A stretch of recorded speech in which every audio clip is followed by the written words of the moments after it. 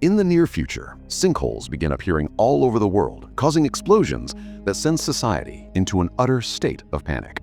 Huge monsters known as reapers come out of these holes and chase after humans to kill them. Bullets don't hurt them, so not even the military can save society. Eventually, people who live in high altitudes report that the monsters freeze at 8,000 feet, so survivors start moving to elevated areas to start a new life. 3 years later, in Colorado, Hunter lives in a small community in the Rocky Mountains. One day, he decides to cross the 8,000 feet safe line, curious to see what's on the other side. He barely gets to take a few steps before he encounters a reaper, so Hunter begins running back. The monster almost gets him, but he manages to cross the line just in time. Afterward, Hunter returns to his home in the Lost Gulch Refuge, where 193 survivors live. His father, Will, scolds him for crossing the safe line, reminding him of the monsters, but also of Hunter's lung problems. Hunter explains he only wanted to find more people, so Will points out he can't lose him like he lost his wife. Later, Will goes hunting with Katie and shares what happened. Katie understands his worries, but also points out Hunter is the only child in their community, so it's natural that he wants to find friends to play with. However, Will explains he's just trying to go to the last place he saw his mother. Meanwhile, scientist Nina is experimenting with bullets and tests them by shooting them at a piece of reaper hide, but they still don't do any damage. That night, Will hears Nina still shooting and gets annoyed, as he remembers the time his wife left with her on the special mission that killed her. Suddenly, he hears Hunter coughing and rushes to the boy's room to change the filter of the machine that helps him breathe. Soon, Hunter calms down and can sleep again, but that was the last filter in the house. Will stares at some maps, wondering how hard it would be to cross the line to go looking for more filters.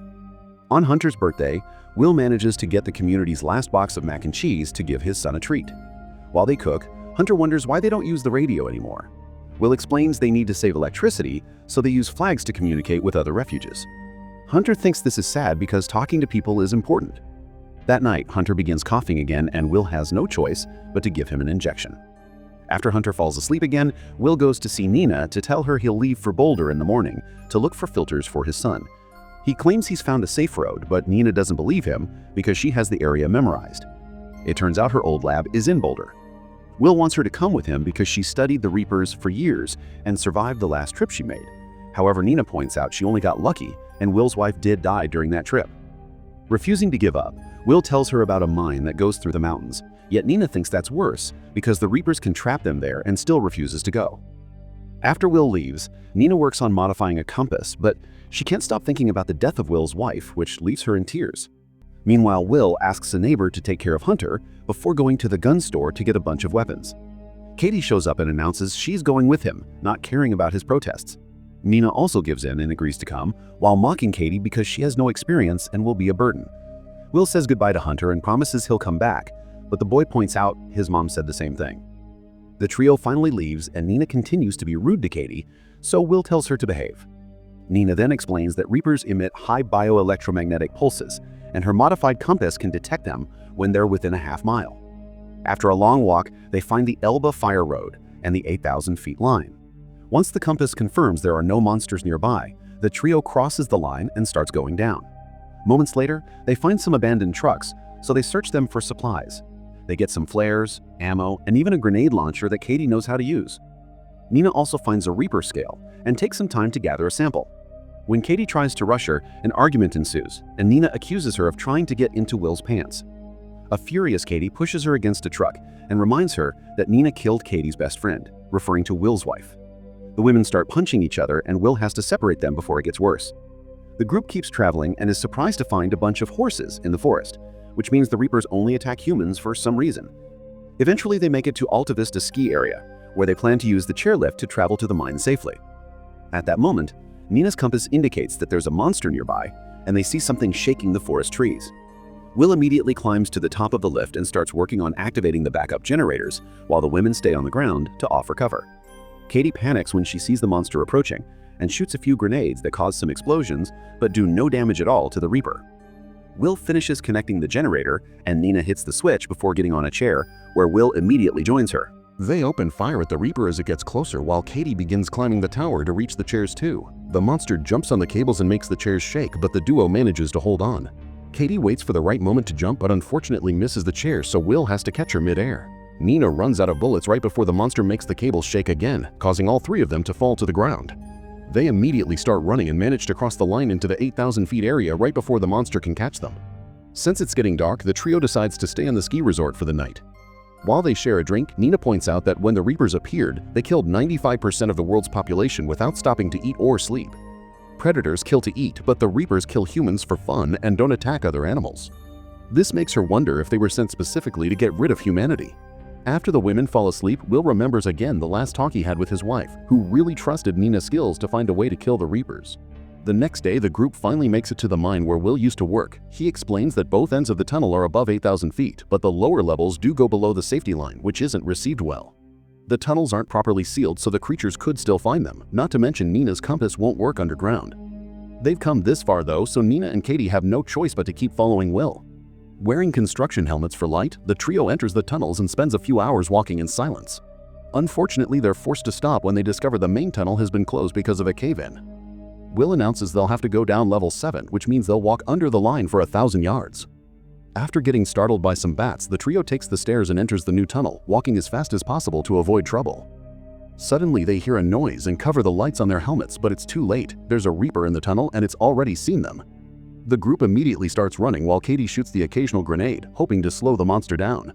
Abandoned machinery also keeps the Reaper back, and Will opens fire, but it's pointless. When they find a hole in the wall, the trio runs inside, and Will shoots at the rocks to make enough room for the three of them to hide. The Reaper inserts its glowing tail inside the hole, so Will throws a flare to distract it. The light reveals a way out in the opposite wall, so they push away a few rocks to crawl through it to escape. Will moves last and has to dodge the Reaper's tail before following his friends. After crawling for a few minutes, Katie comes out into another tunnel, only to be found by a Reaper that immediately stabs her with its tail. Will tries reaching for her, but he isn't fast enough and has to watch how the monster takes her away. At that moment, Nina finds a ladder, so she and Will immediately climb up while hearing a Reaper behind them. Thankfully, they find the door and run out of the mine, reaching a safe altitude just in time. Nina and Will continue their journey, not stopping for anything except petting a goat. When it gets dark, they find an abandoned house and break in to spend the night. There are some mac and cheese boxes and they have them for dinner, while Will shares that it's Hunter's favorite food. He asks Nina what's in the old lab, so she explains she may find a chemical that may finally help the bullets damage the monsters. She theorizes that the Reaper's scales are electrically charged, so the right bullet could cause internal combustion. Will thinks it sounds like an unbelievable magic bullet and can't believe his wife died over a weak theory. The next day, they take the truck from the house and use it to cross the line as fast as possible, going through a town that has been taken over by animals. Eventually, they make it to the hospital and search for the filters while hearing some weird noises, but the compass doesn't alert them of anything. They have to go to the last floor to finally find the filters, then they start running to escape. Suddenly, a Reaper pierces a wall and the duo has to move quickly to dodge those huge claws. They still bump against a bunch of furniture on their way out and get hit by falling debris every time the Reaper destroys a wall or window. Suddenly, the monster's tail reaches through a wall and captures Will, so Nina grabs the fire axe and hits the tail with it until the monster lets go of her friend. Then, Nina opens a gas canister to fill the corridors with fog, hoping it'll provide some cover.